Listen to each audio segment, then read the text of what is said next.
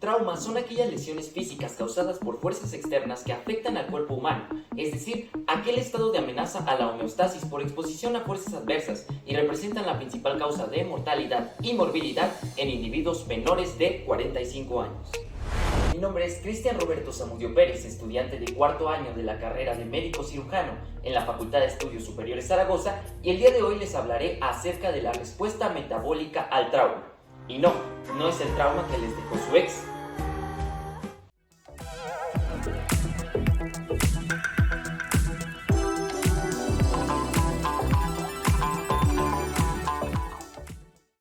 Se trata de una serie de ajustes internos desencadenados por un estímulo mayor, ya sean cirugías, traumatismos, quemaduras o infecciones, que llevan al organismo a un estado de supervivencia, teniendo como objetivo la defensa inmunológica contra las infecciones y la reparación tisular. La gravedad de la respuesta adaptativa del organismo dependerá de la magnitud y el estímulo que lo provocó, así como el tiempo que duró. La cascada de activación sistémica puede ser fisiológica, protectora y reparadora, o bien patológica por mala adaptación de los órganos y sistemas. A continuación, nos basaremos en este esquema para entender de manera adecuada cómo es que se desencadena.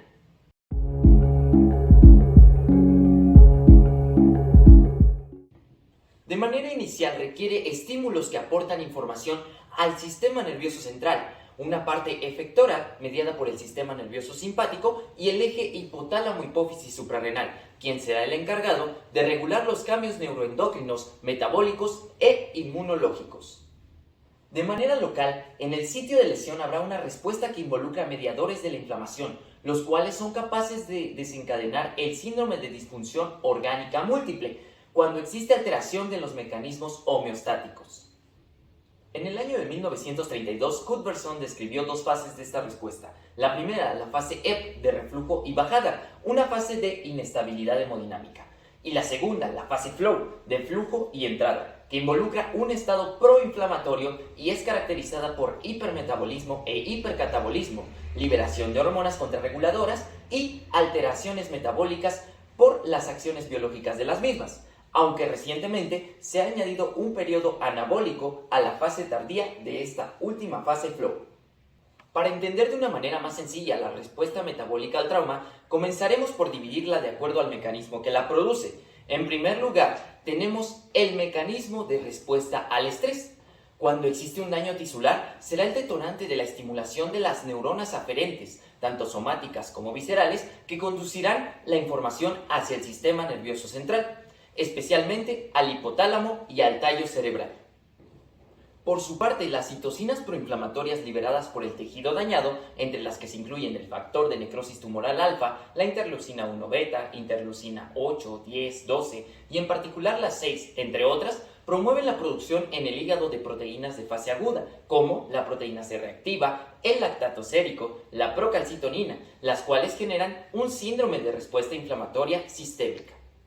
En segundo lugar, tenemos a la respuesta neuroendocrina, en la cual las glándulas suprarrenales se encargan de incrementar la liberación de catecolaminas, es decir, adrenalina y noradrenalina, hacia la circulación, manifestando clínicamente taquicardia, hipotensión y taquipnea, a partir de la vasoconstricción de las arterias y venas, el inotropismo y cronotropismo positivo, así como la disminución de la contracción del músculo liso en el tubo digestivo y el aumento del metabolismo basal.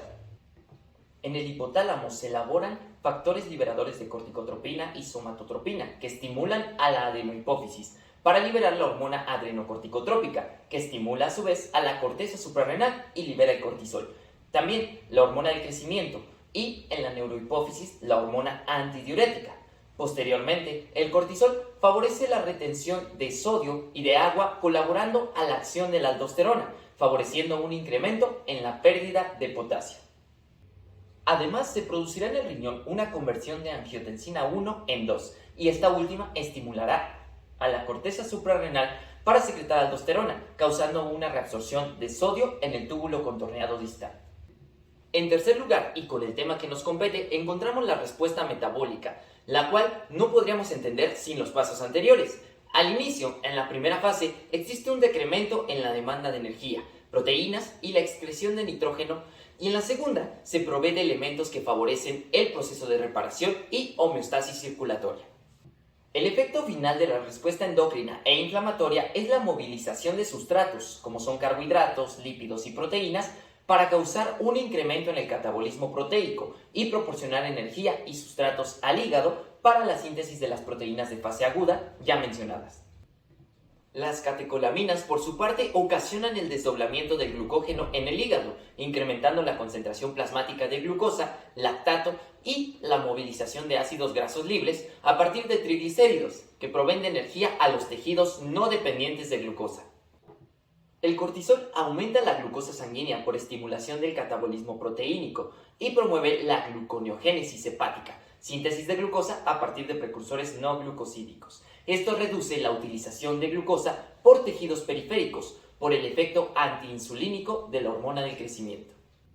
A su vez, favorece la lipólisis, la liberación de glicerol como precursor glucogénico, que también inhibe la acumulación de macrófagos y de neutrófilos en el sitio de lesión, ocasionando un efecto antiinflamatorio. La hormona del crecimiento es tanto anabólica como catabólica. Recordemos, ana construye y cata destruye.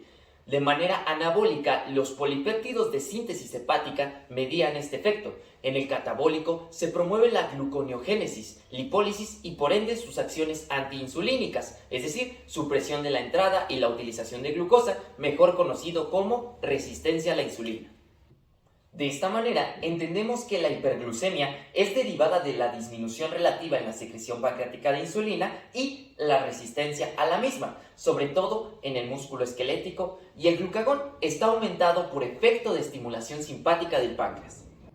Las citocinas causan inducción de síntesis hepática de proteínas de fase aguda, limitando el daño tisular y promoviendo la hemostasia, reparación y regeneración tisular. A su vez, se reflejará en una menor producción de otras proteínas hepáticas como son la albúmina y la transferrina.